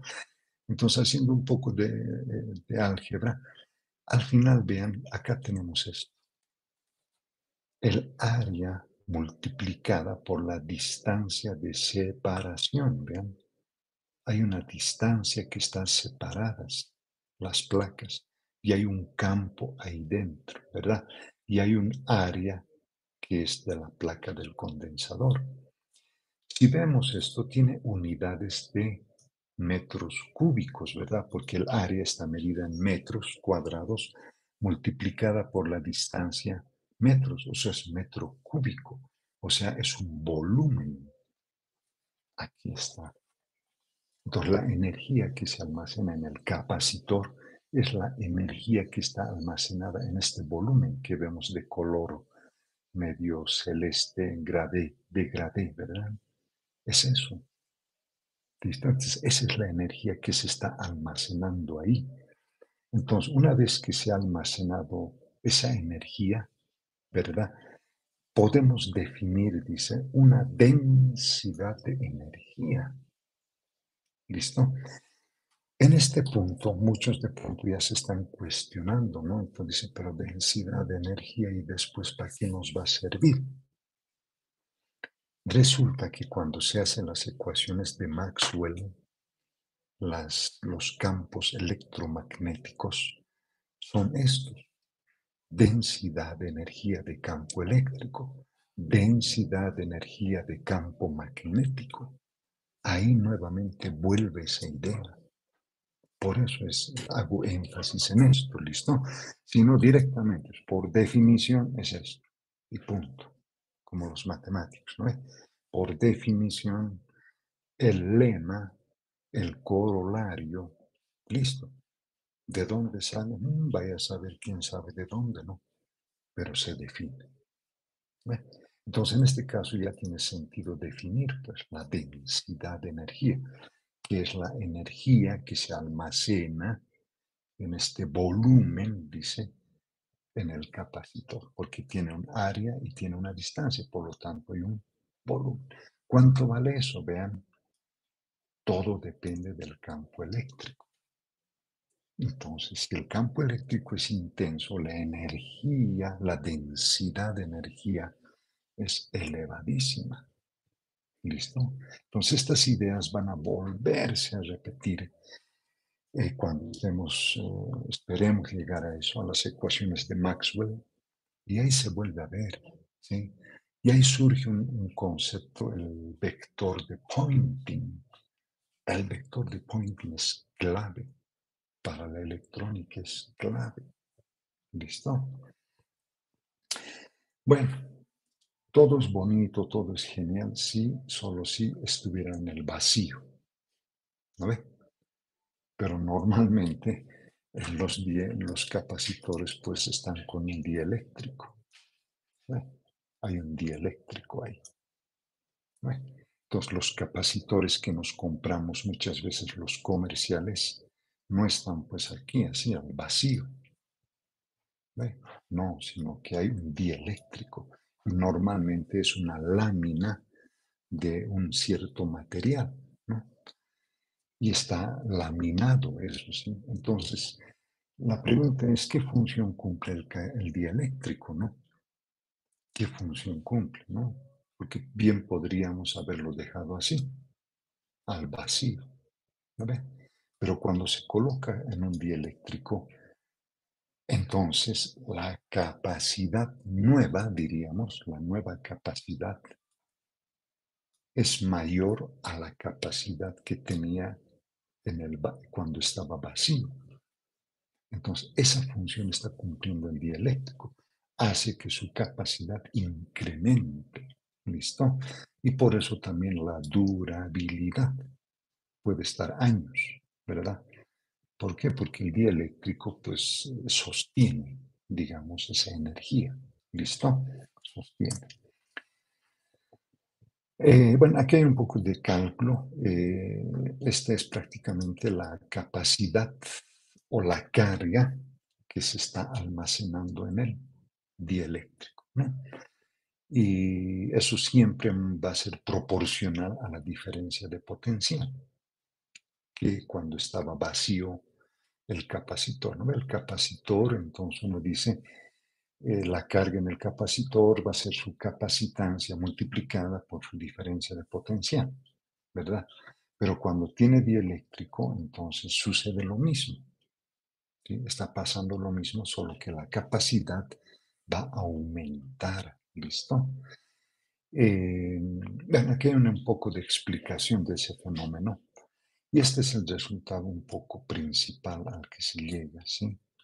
Es un poco, es interesante ya que el dieléctrico de alguna manera, internamente también está generando un campo eléctrico. Entonces hay dos campos eléctricos, el campo eléctrico sin dieléctrico y el campo eléctrico con dieléctrico.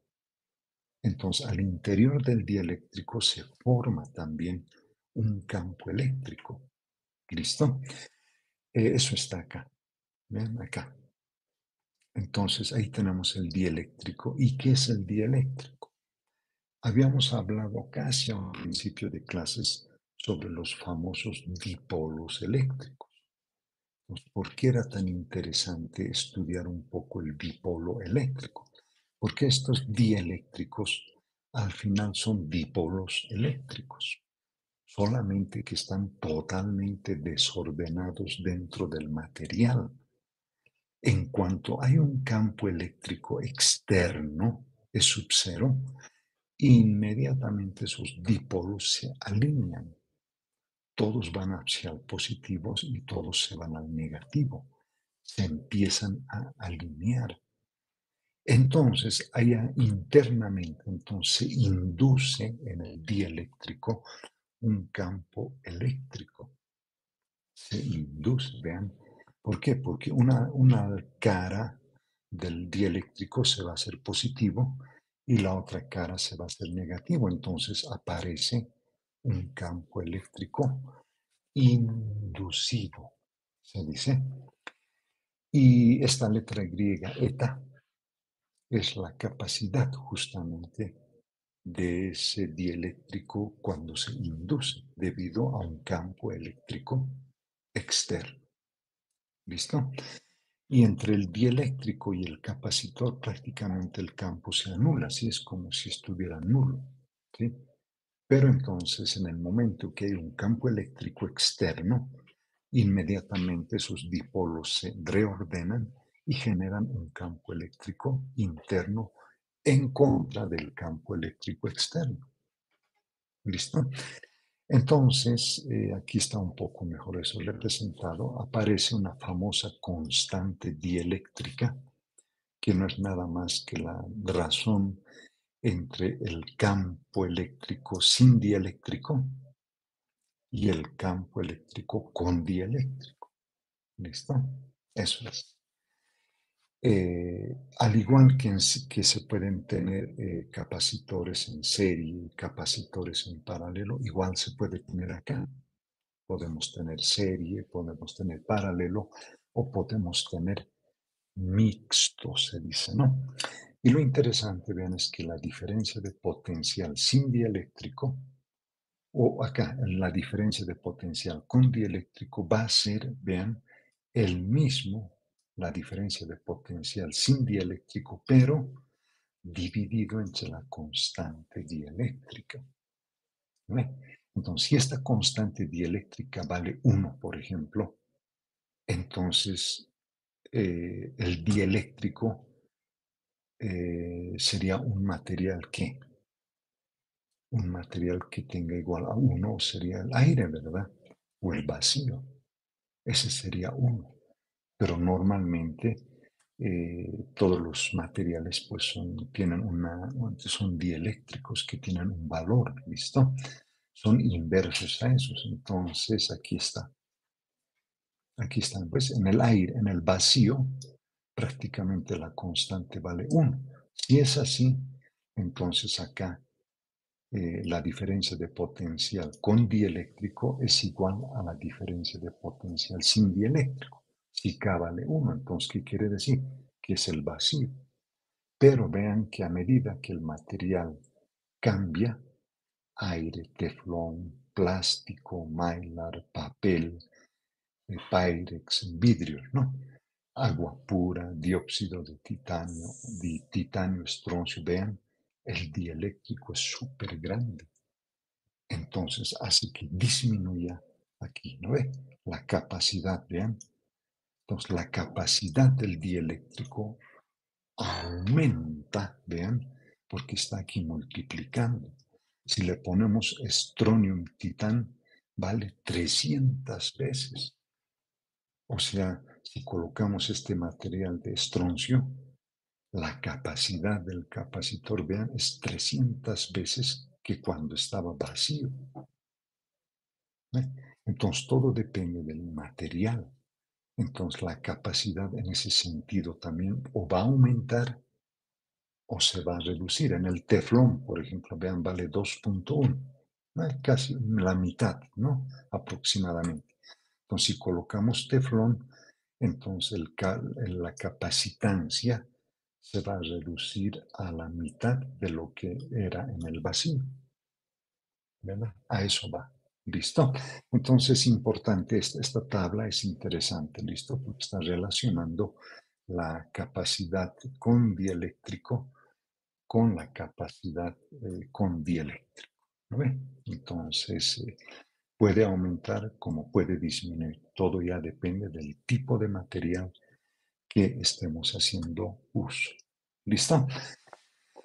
Entonces, con esto habríamos terminado la ley de Gauss.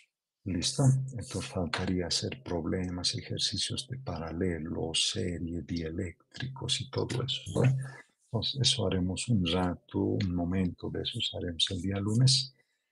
Y después ya entraremos, me parece que hay que entrar a circuitos, me parece. ¿Listo? Voy a ver eso un poco.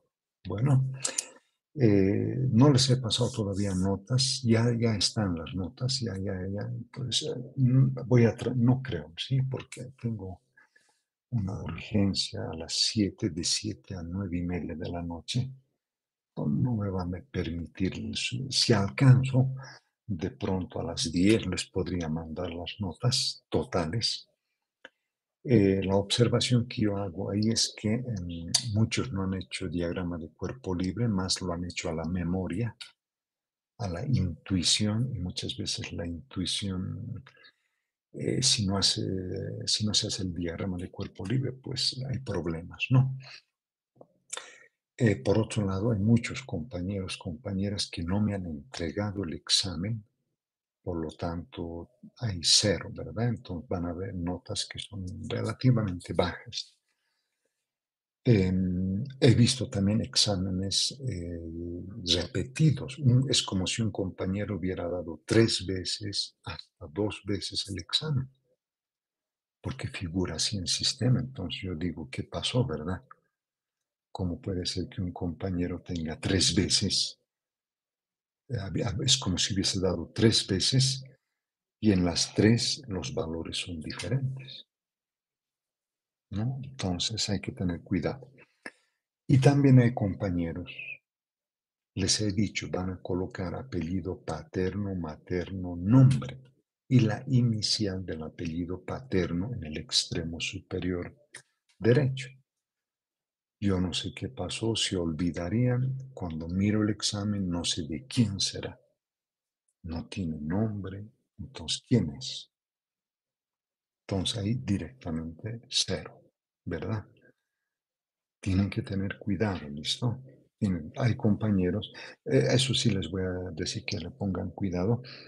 En la primera columna va a figurar el número de celular y en la segunda columna la nota. ¿Listo? Entonces ustedes van a ver el número de celular y directamente su nota correspondiente. ¿Listo? Entonces nos vamos a guiar por ese lado. ¿Listo? Eso un poco les quiero eh, comentar. ¿Listo? Voy a tratar, son ya casi las 6, a ver si, no creo que me toca hacer un trabajo y ese trabajo lo tengo que exponer esta noche y me están dando 5 minutos para que yo exponga, ¿sí? Entonces, en 5 minutos tengo que sintetizar varias cosas y me tengo que poner a hacer eso, listo, pero a ver si después de terminar eso, entonces en un momento de esos les paso el PDF, listo, les paso el PDF. Bueno, entonces quedaremos aquí entonces y bueno, muchas gracias por su atención, paciencia y constancia. Nos veríamos la semana que viene, ¿listo? Si algún compañero o compañera quiere hacer alguna acotación, este es el momento, ¿no ve? Este es el momento. O caso contrario, nos despedimos y que tengan un buen fin de semana. ¿Listo? Nos vemos entonces.